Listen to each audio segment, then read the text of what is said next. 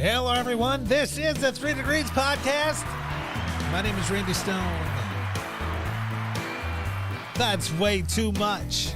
That's way too much. Way too much. I wonder if I can make it. I can make it quit.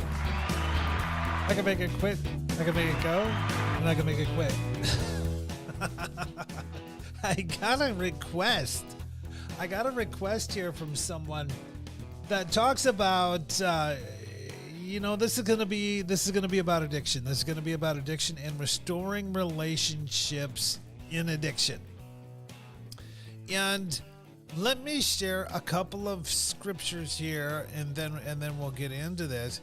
It says Ephesians 6:2-4. It says, honor your father and mother, which is the first commandment with promise, that it may be well with you and that you may live long on the earth. Then it says, fathers, do not provoke your children to wrath, but bring them up in the training and the admonition of the Lord. That's what it says in Ephesians 6. That is out of the New King James. And then in the New Living Translation, Proverbs 22:6 says, direct your children onto the right path, and when they're older, they won't leave it. Direct your children onto the right path, and when they're older, they won't leave it. Proverbs 22:6. And one more. John 13:34-35. A new commandment I give you, that you love one another. As I have loved you, love one another. By this, all will know you are my disciples if you love one another. And so let's bring this into reality, especially in the addiction circles, is many times people are going to have children, but we're having children in the middle of chaos. And so the addicted person, or, there's probably even, I don't know any parent that has said, you know what, I did it all right and I had it all together. I don't know that there's any parent that did this without some sort of reservation or some sort of thing that something went wrong or we missed it or whatever the case. But it's a little more extreme in addictive circles because of the level of chaos, of using and drinking and just the things that happen with it. And if you're familiar with that, you already know, what happens with that. And so often there's going to be a level of neglect to the children. And so the children grow up with these people that are supposed to do stuff, that are supposed to be there, but then they're not. The parents are checked out. And that leaves this gaping hole in the children's development, because the people who are supposed to be there, supposed to do the thing, who is supposed to nurture and bring them up, well, they miss it. And they either they can't because they're using, or because they didn't get it themselves, or they don't, or they won't. In any case, if I punch you in the nose accidentally and I say, I'm sorry, I punched you in the nose, it doesn't really matter because you're still punched in the nose. You still have to deal with being hurt, even though I didn't mean it. So that's what happens in addiction, or that's what happens oftentimes in kid relationships, is they're neglected and then grow up and then have to sort this stuff out afterwards.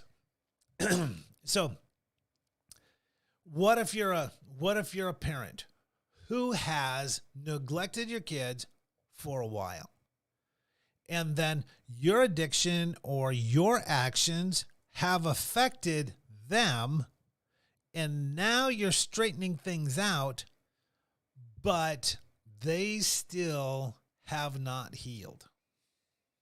What do you do? What do you do if they haven't healed? You're on the right track. How do we handle this? How do we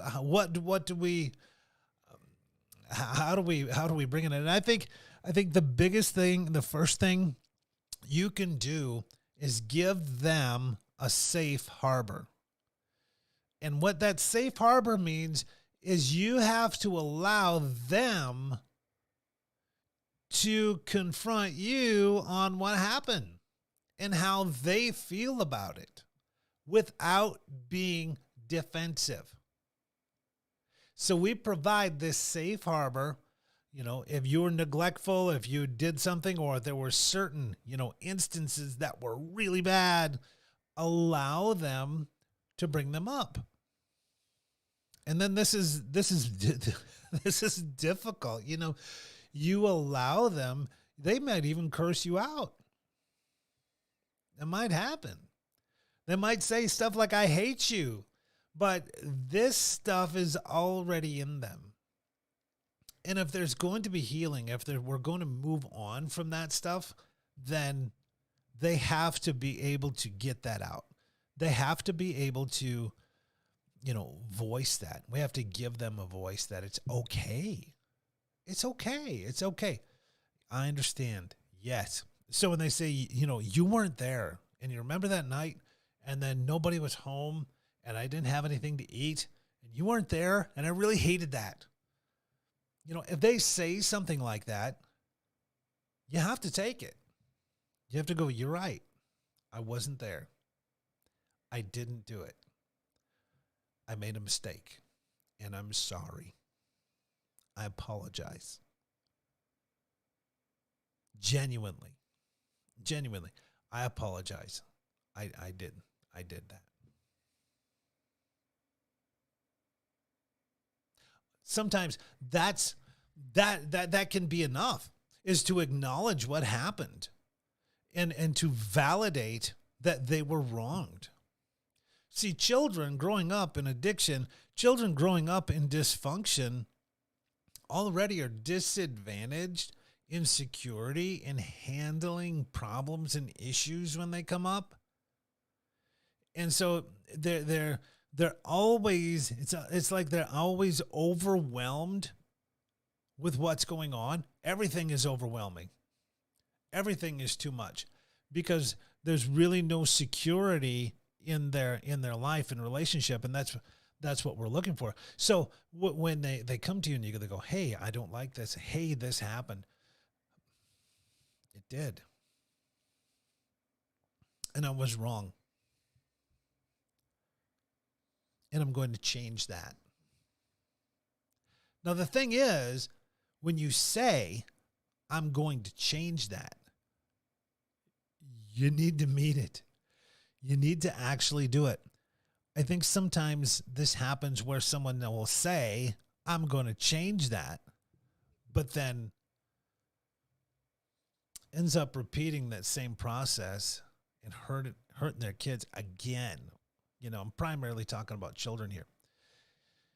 And you hurt them again and again.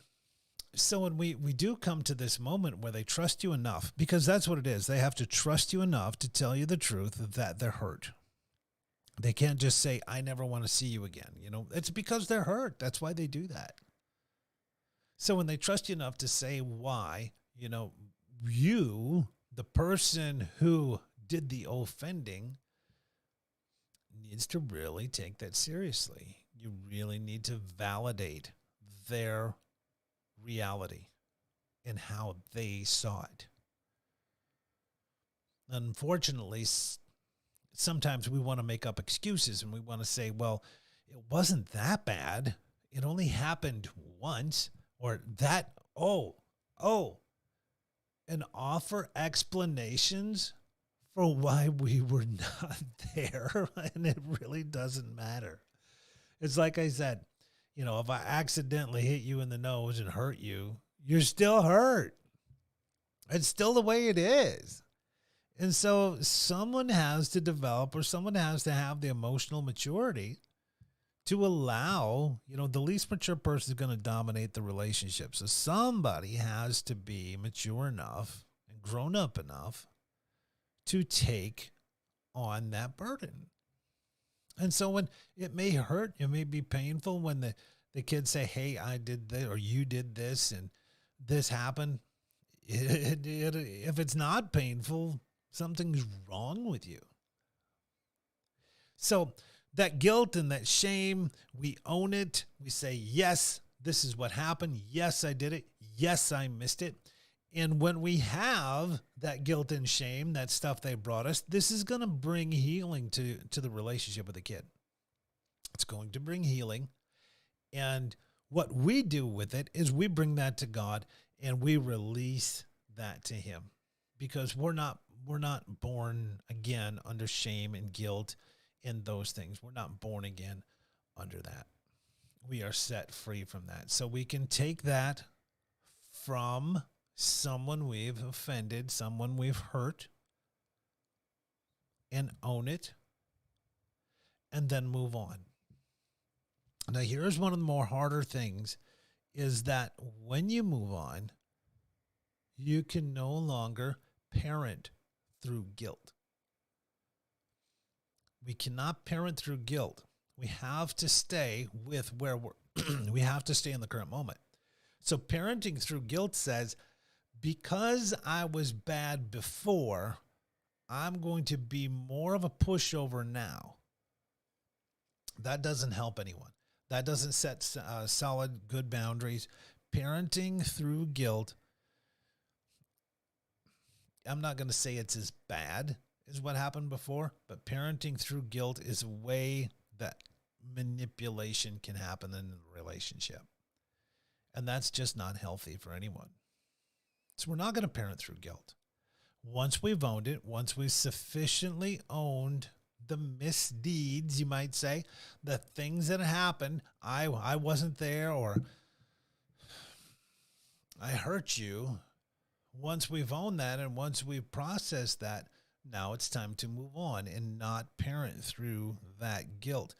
To not let the past define the future relationship. If the past is always defining the future relationship, it's still dysfunctional. It's still off. We provide a safe harbor. We allow people to say what they want to say, do what they want to do. We allow people to do that. And what I mean by allow is we don't cut them off. Obviously, everybody's allowed to say what they want, but we don't cut them off. We don't argue. We don't demean. We don't, gaslight. We don't say, oh, it wasn't that bad. We don't do any of that stuff. We go, I understand how you feel. However, we have a boundary here. We have dealt with that. And now it's time for us to move on in a more productive, healthy relationship. I understand I've hurt you. I did. But in order for you, in order for me, in order for us to heal, we have to go forward. We have to go forward in a healthy way. And usually the parent is going to be the only one, in the position to say, hey, we need to go forward and we need to do this in a healthy way. We can't continue the past. I'm not going to parent through guilt. I'm not going to live in the past. I'm not going to treat you as according to what happened before, but what is going on right now. And so we want to honor our father and mother because it's the first commandment that with the promise that we might live long on the earth. But we also don't want to provoke our children to wrath. And we want to bring them up in the training and admonition of the Lord. And that can be when they're 25, 35. We spend a lot more time with our children when they're grown than we do when they're little. That hit me one day. Someone said that. And I'm like, you're right. We spend a lot more time. So we can still train them. We can still have influence even though they're big. And I think that's a great thing. This is Randy Stone. This is the 3 Degrees Podcast. Go ahead and hit subscribe, like, share, make a comment. I'd sure appreciate it. Till next time, God bless. We'll see you.